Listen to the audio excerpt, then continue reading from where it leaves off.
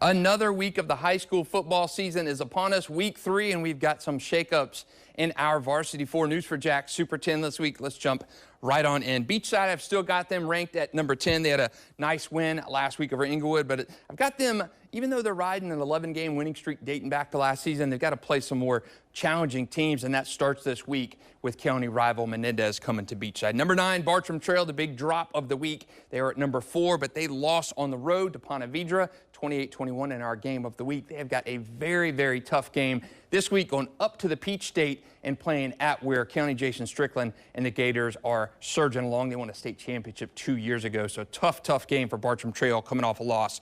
Back into the Super 10 is Ponte Vedra. They were in my rankings in week 1, lost in week 1. Now they are back in week 3. Big win over Bartram Trail.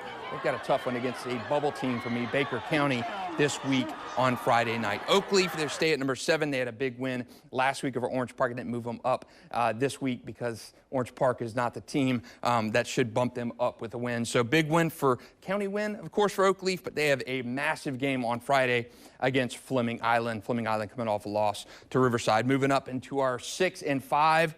Nease, they are my big mover this week. They go a couple spots. They had a big win over Creekside. Defense for me this season with Nease has been the story. Both of their first 2 weeks, 7 against Ponte Vedra, 7 against Creekside, and that win against Creekside to me was big. Creekside's offense is tough to shut down, and Nease did just that. They have a game on Friday against Ridge Community game they should win. Bowls moving up a spot. They go to St. Augustine in our Varsity 4 game of the week. That is going to be an excellent one. Of course, Bowls lost in week 1 to Rains, but a big win last week, 41-7 over previously ranked Trinity Christian. Moving up into our top 4.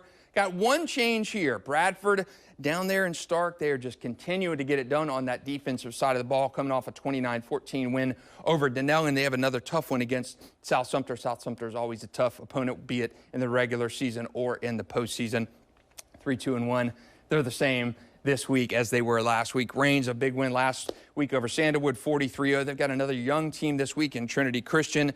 They host the Conquerors this week. Should be a good game, but Trinity is really young and inexperienced on that offensive side of the ball, so Rains should be favored to move to 3-0 in this one. And top 2 teams here, St. Augustine at number 2 and Mandarin at number 1. I don't think any surprise. These 2 teams have been our 1 and 2 teams all season. A tougher win last week for St. Augustine over rival Menendez, 34-14. Now they beat their 2 biggest rivals in weeks 1 and 2. Remember, they beat Palatka in week 1. They have the game of the week this week against Bowls. Of course, the Bulldogs coming down to Foots Brumley and St. Augustine on Friday night. And Mandarin, they host Sandalwood. Now this rivalry's fallen off a little bit. Sandalwood a little bit of a rebuilding situation. And Mandarin coming off a loss last week of starting quarterback Tramel Jones. Hopefully his leg injury is not as serious as initially feared, but be their first game starting without Tramel Jones on Friday night against Sandalwood. So that is going to be an interesting one for Mandarin. Mandarin just loaded so much talent on that team, so we'll see how Mandarin weathers that injury adjustment